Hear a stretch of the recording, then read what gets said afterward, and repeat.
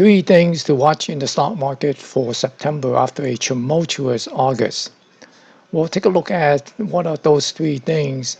But before we do that, let's remind ourselves on some of the event that's going to take place in September that could move the market. First and foremost is the tariff on additional $300 billion of Chinese import to the United States that will take effect today, September 1st, 2019. And then there is the resumption of or the possibility of resuming trade negotiation between the U.S. and China in the month of September. On September 18, the FOMC is holding another meeting that will announce the decision on the interest rate, cut it, or they just remain as is and leave it unchanged. The market is betting a 97% probability that the Fed will cut a quarter of a point in the upcoming FOMC meeting. So the key thing is to watch what the forward guidance from the Fed on the interest rate path.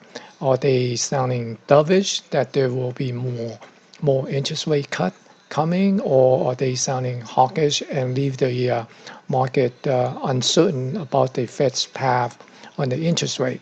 Then there are some geopolitical issues that also could move the market, such as Iran, Brexit, and also the possibility of initiating a trade war with the EU. So those are the things that could take the market out of the range that it has established from the month of August. Here on the daily, you can see that there is a range between 29.39 to 28.35, somewhere around there. And it's basically after the sell-off started of the month of August and took it down to below 28.34. Buyers step in and bought it back up a couple of times when it dipped below this 28.34 and bought it back up until it reaches the 29.39. Then the seller came back in and pushes it back down to the 28.35 area. And once again, after dipping below that 28.35, the buyers step back in and push it back up to 29.39. And you can see this seesaw effect happening a couple of times. And the month of August ended near the top of this trading range and closed at 29.2646. So the range of this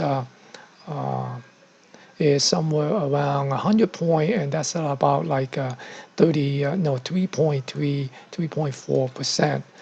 And if we look at the hourly chart, the 60-minute chart here for the month of August, you can see that initially the market was rallying back up from the FOMC announcement.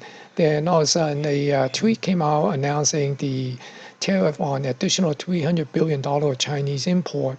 Then that took the market down, and as it come down, the buyers stepped in after it reached below the 28.35 area, and you can see that it came down and pretty much put in like a double bottom here, then pushes back up to the 29.39 and sort of chop around here. So you can see that every time that it came up to this 29.39 area, the seller came in and sold it back down. Then every time that it came down to this 28.35 area, we see buyers step back in and bid the market back up. So what we're going to see for the coming month is three possibilities, because I think those events that I have mentioned earlier will likely move this market out of this trading band, either on the upside or to the downside. So the price action that I will be keeping an eye on are these three potential price action.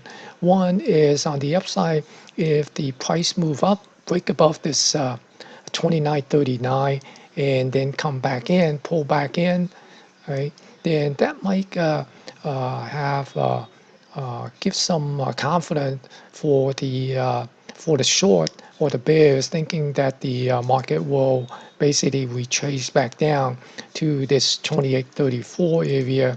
But instead, if it come back up and break out again, then that will I'd be basically looking at the level up at the 3,000 area, because then that will trap these new short up here, and that will forces them to run for cover, and the OTF, the longer term player, will push this market up. So that is one possibility. Then the other possibility is for this thing to come up, right? Come up and then dip back in, and actually will catch the anxious long, and will essentially come back down and retrace to this lower range here down at 28.35, and possibly break through that, and then we will be looking at the possibility of having that June low to be retested. Right, then of course there is this possibility, the third scenario that we could also be anticipating, is the possibility for this thing just to come down without having it bounce back up to retest that upper boundary. Okay, it could also essentially do this. All right, so those are the three things to keep an eye on for the month of September. If you like the contents in this video, click the thumbs up and give it a like. If you're not a subscriber on my YouTube channel, click on the subscribe button and also the notification icon so you won't miss any future video from me. Good luck on your trading, and thank you for watching.